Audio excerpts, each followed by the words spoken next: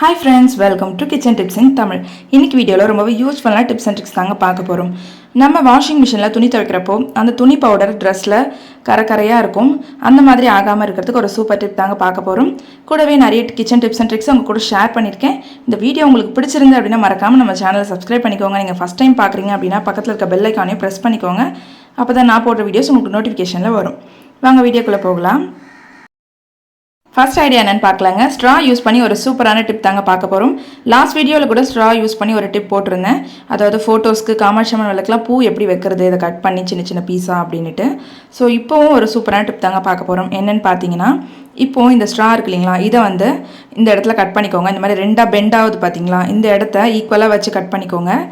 இப்போ நம்ம இந்த மாதிரி பெண்ட் பண்ணி செல்லோ டேப் போட்டு நம்மளுடைய செவத்தில் ஒட்டிக்கலாம். இது எதுக்குன்னு பார்த்தீங்கன்னா, நம்ம வீட்டில் வாசப்படிக்கு ஊதுவத்தி ஏற்றி வைக்கணும்னு நினைப்போம். அந்த இடத்துல ஊதுவத்தி வைக்கிறதுக்கு ஸ்டாண்ட் எதுவும் இருக்காது. அதே மாதிரி நம்ம வீட்டில் முன்னோர்களுடைய ஃபோட்டோவில் சாமி ஃபோட்டோவில் ஹைட்டில் வச்சுருப்போம். அதுக்கு ஊதுவத்தி ஏற்றி வைக்கணும்னாலும் நம்மளுக்கு ஸ்டாண்ட் எதுவுமே இருக்காது. ஸோ அந்த மாதிரி இடத்துல நம்ம இந்த ஸ்ட்ராவை யூஸ் பண்ணிக்கலாங்க. இந்த ஸ்ட்ராவை நம்ம செல்லோ டேப் போட்டு இந்த மாதிரி ஒட்டி விட்டுருங்க. இந்த மாதிரி ஒட்டிட்டு இதில் நீங்கள் ஊதுவத்தி ஸ்டாண்டை யூஸ் பண்ணிக்கலாம். இதில் நீங்கள் 2-3 ஊதுவத்தி கூட நீங்கள் நல்லா இன்சர்ட் பண்ணிக்கலாம்.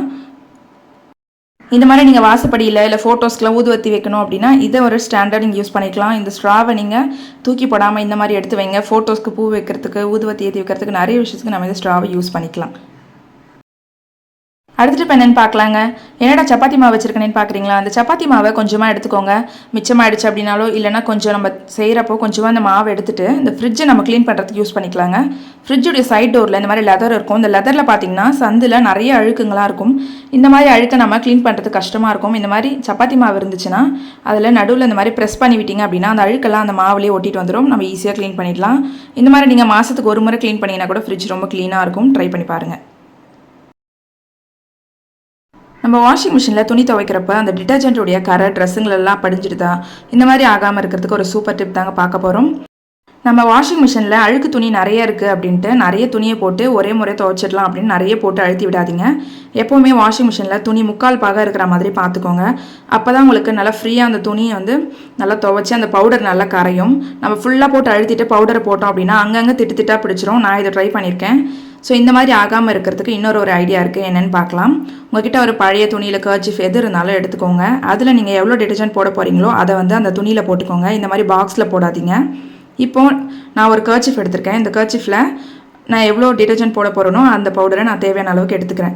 இப்போ இதை ஒரு முடிச்சு மாதிரி கட்டிக்கோங்க. நல்லா நாட் மாதிரி டைட்டாக போட்டுட்டு அதை நம்ம வாஷிங் மிஷினில் போட போகிறோம். டேரெக்டாக நம்ம பவுடர் போடாமல் இந்த மாதிரி ஒரு கர்ச்சிஃபோ இல்லை வேஸ்ட்டான துணியிலையோ இந்த மாதிரி முடிச்சு மாதிரி போட்டு நம்ம வாஷிங் மிஷினில் போட்டோம் அப்படின்னா அந்த கரை வந்து ட்ரெஸ்ஸுங்களை படியாது. இப்போது நான் வாஷிங் மிஷினை ஆன் பண்ணிவிட்டு தண்ணி வந்து ஃபுல்லாக விட்டுடுறேன். அதுக்கப்புறமா இந்த பவுடரை நான் அந்த தண்ணியில் போட்டு விட்டுறேன். இப்போ இந்த மாதிரி போட்டுட்டு க்ளோஸ் பண்ணி விட்டுருங்க. உங்களுக்கு துவைச்சதுக்கப்புறம் காமிக்கிற பாருங்கள், அந்த தண்ணியில் மட்டும் அந்த பவுடர் கரைஞ்சிரும். அந்த திட்டாக இருக்கிறது வந்து அந்த கர்ச்சிஃப்லேயே இருந்துடும், துணியிலலாம் படாது. ஸோ இப்போ இந்த மாதிரி போட்டுட்டு நீங்கள் ஆன் பண்ணி விட்டுருங்க. அதுக்கப்புறம் நான் உங்களுக்கு துவைச்சதுக்கப்புறம் எடுத்து காமிக்கிற பாருங்கள். இப்போ நான் துவைச்சதுக்கப்புறம் உங்களுக்கு ஓப்பன் பண்ணி காமிக்கிற பாருங்கள். கொஞ்சம் கூட அந்த டிட்டர்ஜென்ட் கரையே கிடையாது. நம்ம அந்த கர்ச்சிஃபில் போட்டதுனால அந்த கரை ஃபுல்லாக அந்த கர்ச்சிஃபில் தான் இருக்குமே தவிர உங்களுக்கு துணியில் கொஞ்சம் கூட படியாது. அந்த கர்ச்சிஃபை நான் உங்களுக்கு எடுத்து காமிக்கிற பாருங்கள். நல்லா அந்த பவுடர் ஃபுல்லாக கரைஞ்சிருக்கு. நீங்களும் இந்த மெத்தட் ட்ரை பண்ணி பாருங்கள். ரொம்ப யூஸ்ஃபுல்லாக இருக்குங்க. அதே மாதிரி வாஷிங் மிஷினில் துணியை வந்து கம்மியாக போடுங்க. இந்த டிப்ஸ் பிடிச்சிருந்தா ஒரு லைக் கொடுக்க மறக்காதீங்க. நெக்ஸ்ட் ஐடியா என்னென்னு பார்க்கலாங்க. நம்மக்கிட்ட இந்த மாதிரி 5 லிட்டர் கோல்டு வினர் கேன்லாம் இருக்கும் இல்லைங்களா? ஸோ இது காலி ஆகிடுச்சுன்னா இதை வச்சு நம்ம என்ன பண்ணுறதுன்னு பார்க்கலாம். இப்போ இந்த காலியான கோல்டு வினர் கேனுடைய மூடி எடுத்துக்கோங்க. இந்த மூடியை எடுத்துகிட்டு சின்னதாக அதில் ஹோல்ஸ் போட்டுக்கோங்க. ஆணி இல்லை ஏதாச்சும் சேஃப்டி பின் கூட நெருப்பில் காமிச்சு ஹோல்ஸ் போட்டிங்கன்னா ஈஸியாக போட்டுடலாம். இந்த மாதிரி நிறைய ஹோல்ஸ் போட்டுக்கோங்க. ஹோல்ஸ் போட்டுட்டு இதில் தண்ணி ஃபில் பண்ணிவிட்டு நம்ம செடிக்கில் தண்ணி ஊற்றுறதுக்கு நம்ம இந்த கேனை யூஸ் பண்ணிக்கலாங்க. நீங்கள் டெரஸ் கார்டனிங்லாம் பண்ணுறீங்க அப்படின்னா நிறைய செடிக்கெலாம் வச்சுருப்போம். தண்ணி ஊற்றுறதுக்கு இது ரொம்ப யூஸ்ஃபுல்லாக இருக்கும். இந்த மாதிரி ஒரு கேனில் தண்ணி ஃபில் பண்ணி உங்கள் குழந்தைங்கிட்ட கொடுத்துட்டிங்கன்னா அவங்களே எல்லா செடிக்கும் தண்ணி ஊற்றிடுவாங்க. ஆசையாக அதை ட்ரை பண்ணுவாங்க. அவங்களுக்கு இந்த மெத்தட் சொல்லிக் கொடுங்க. லாஸ்ட் ஐடியா பார்க்கலாங்க. நம்ம வீட்டில் இந்த மாதிரி ப்ளக்லாம் நிறைய வேஸ்ட்டாக இருக்கும் இல்லைங்களா? ஸோ இந்த மாதிரி ஒரு ப்ளக் எடுத்துக்கோங்க. இதை வந்து நம்ம மொபைல் ஸ்டாண்டை யூஸ் பண்ணிக்கலாம். நம்ம வீட்டில் மொபைல் ஸ்டாண்ட் இல்லை அப்படின்னா இந்த மாதிரி ஒரு வேஸ்ட்டாக இருக்க ப்ளக்கை இந்த மாதிரி கீழே வச்சுட்டு நம்ம மொபைல் இந்த மாதிரி வச்சுக்கலாம். இதுக்காக நீங்கள் ஆன்லைனில் மொபைல் ஸ்டாண்ட்லாம் வாங்கணும்னு அவசியமே இல்லை. ஈஸியாக நம்ம இதை ரொட்டேட் பண்ணி யூஸ் பண்ணிக்கலாம். ஸோ நம்ம வீட்டில் நிறைய ப்ளக்லாம் வேஸ்ட்டாக இருக்கும் இல்லைங்களா? அதை இந்த மாதிரி யூஸ் பண்ணி பாருங்கள். ஓகே ஃப்ரெண்ட்ஸ், நான் சொன்ன இந்த டிப்ஸ்லாம் உங்களுக்கு யூஸ்ஃபுல்லாக இருக்கும்னு நினைக்கிறேன். இதில் எந்த டிப்ஸ் உங்களுக்கு ரொம்ப பிடிச்சிருக்குன்னு மறக்காமல் கமெண்ட்டில் சொல்லுங்கள். அண்ட் இந்த வீடியோ பிடிச்சிருந்தா ஒரு லைக் கொடுங்க, உங்கள் ஃப்ரெண்ட்ஸ் அண்ட் ஃபேமிலிக்கு ஷேர் பண்ணுங்கள். இந்த மாதிரி யூஸ்ஃபுல்லான வீடியோஸ்லாம் மிஸ் பண்ணாமல் பார்க்கணும்னு நினச்சிங்கன்னா நம்ம சேனலை மறக்காமல் சப்ஸ்கிரைப் பண்ணிக்கோங்க. தேங்க்யூ.